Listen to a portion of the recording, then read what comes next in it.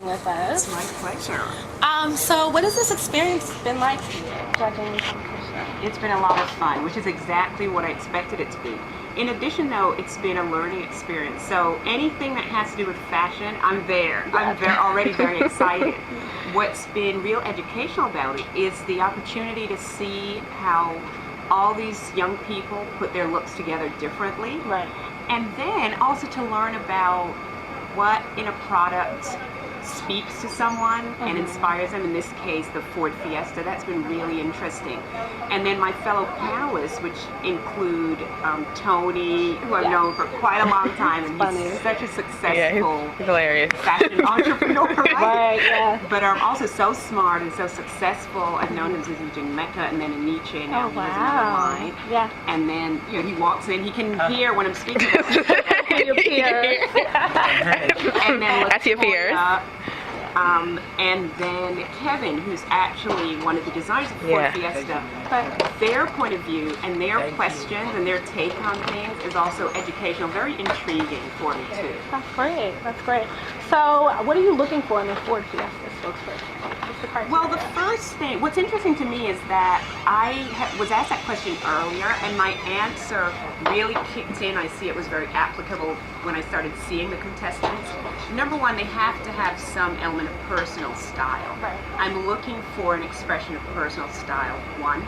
Two, I'm looking for someone who can communicate in a passionate and engaging way. And thirdly, I'm looking for someone who really knows how to bring together their style and the style of the Ford Fiesta, that someone who sounds authentic and also sophisticated. Right. So those are my three main criteria. Okay. And what do you love personally about the car? I love the fact that the car is just like a fun, modern car. I think this car is modern because of its relation to style. Style has really changed over the years, how we perceive it, how we use it, and it's become very much a part of pop culture. Right. And I think the idea that this car captures and speaks to style, and the idea that you can own this car and have it be an expression of your style, I think is very modern. And the second thing that I love about it is that it's environmentally friendly. And while it may not have set out to be that, the fact that it has such great gas mileage, I think makes it extremely modern because people are so concerned these days about the environment. They want to find ways to express that concern in what they own and what they buy.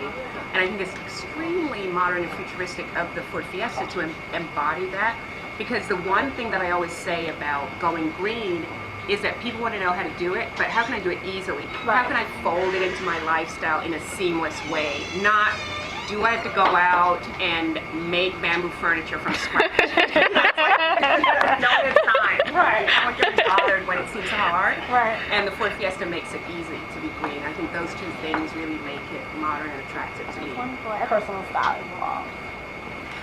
Wow, that's a great question. My personal style evolved through, I think, expression, how I wanted to express myself at any given time in my life, and that changes and has changed as I've grown and matured. I think also how culture influenced me. I'm very plugged in to culture of all sorts, high culture, low culture. And that also influences my style. And thirdly, I think really my lifestyle. You know, there has to be an element of pragmatism to it, even though, I think great style also has to do with fantasy, living your fantasy, or if you're a designer, trying to create or tap into someone else's fantasy.